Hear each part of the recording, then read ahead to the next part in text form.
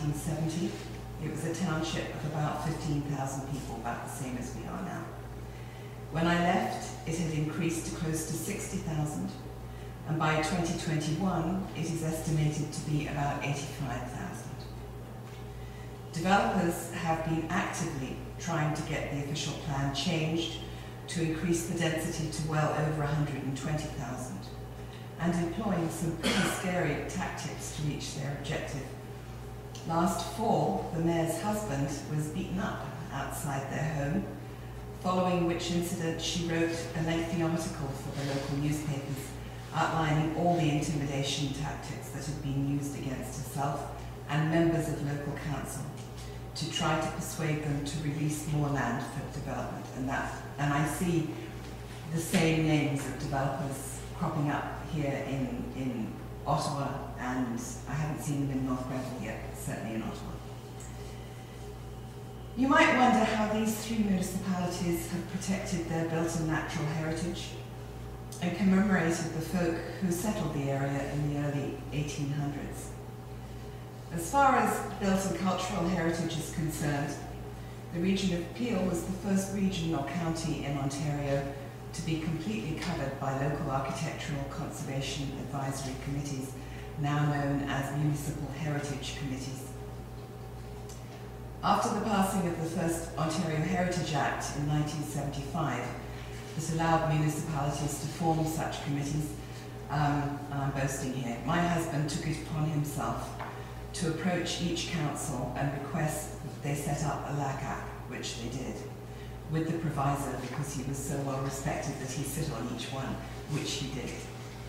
The city of Mississauga has the first heritage conservation district formed in Ontario, Meadowvale Village, which is now completely surrounded by development and roads. The problem with the first Ontario Heritage Act was that it had no teeth. You could designate an architecturally or historically important structure under Part 4 of the Act, and yet all an owner needed to do was to apply for a demolition permit, wait 180 days, and if no alternate use or no serious purchaser could be found, then the owner was free to remove the building. In order not to have to wait the 180 days, some developers got quite creative. One leaned a piece of heavy equipment against the side of a wonderful 1840s farmhouse and was very upset when the building fell down. Another isolated a wonderful structure in the middle of a maze of road building and then wondered why it burned.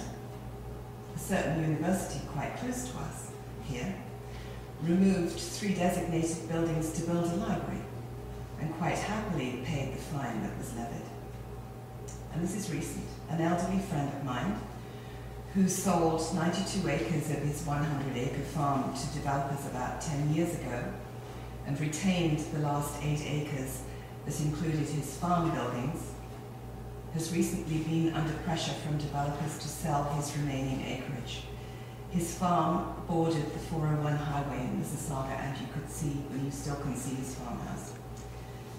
But one night just before Christmas, his barn, which was full of antique farm equipment, was torched by an intruder and everything lost. He and his wife have now sold the remaining acreage and have moved away from Peel. Cemeteries are also under threat. In the mid-1990s, the Ontario Historical Society started the Cemetery Defence Fund following a battle royal with a developer. The town of Markham, the cemeteries branch, and the Ministry of Small Business and Consumer Services all supported the removal of the cemetery because it was a small, unregistered family cemetery with only 5 burials in it, and it happened to be in the middle of a proposed huge housing project. The developer made the mistake of attending a meeting at the Ontario Historical Society head office to discuss the cemetery, and announced at that meeting that he had no intention of letting 5 burials get in the way of an apartment building. And of course the Ontario Historical Society and the Ontario Genealogical Society then banded together, applied for hearings, took it to a tribunal hearing, which went on for about 18 months off and on, resulted in victory for the Ontario Historical Society and the Ontario Genealogical Society. The cemetery was left in situ, and the developer, who had illegally removed the stones and also removed the topsoil, was made to restore and fence the small area. However, the Ontario Historical Society was left to pick up a $100,000 tab for lawyers' services, of course. Hence, the Cemetery Defence Fund was started, which we all sometimes donate to. In North and South Grenville, there are 18 known unregistered cemeteries, and goodness knows how many unknown burial places. If a cemetery is not registered with the cemeteries branch of the ministry and the municipality has no knowledge of its existence, then it is fair game for removal. I think the settlers who worked so hard to make a living in this area deserve better. They deserve to have their final resting places preserved. The Heritage Act was revised in 2007, following well over 10 years of consultation with the heritage community across the province. At the same time, the Planning Act was also revamped, and the two, in many ways, now work together.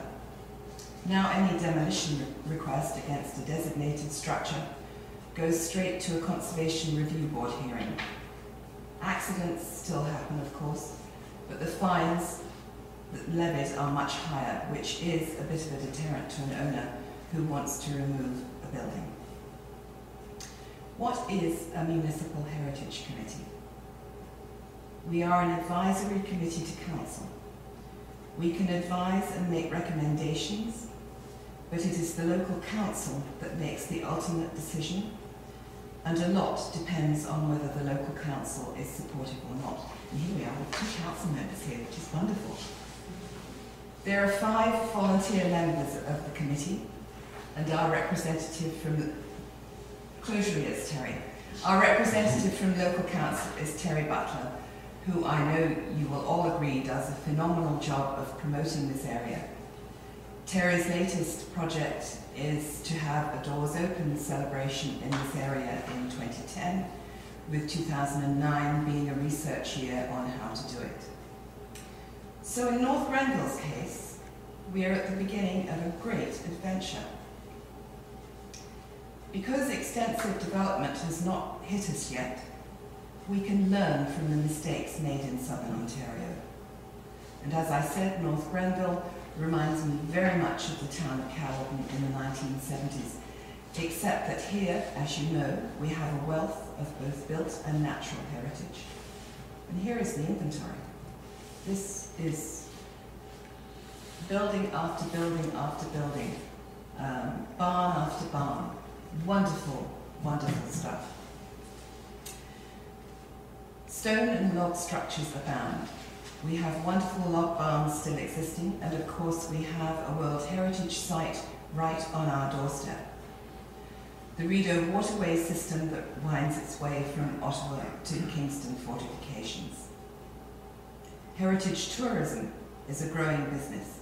More and more people from all points on the globe will want to come to this area to explore it.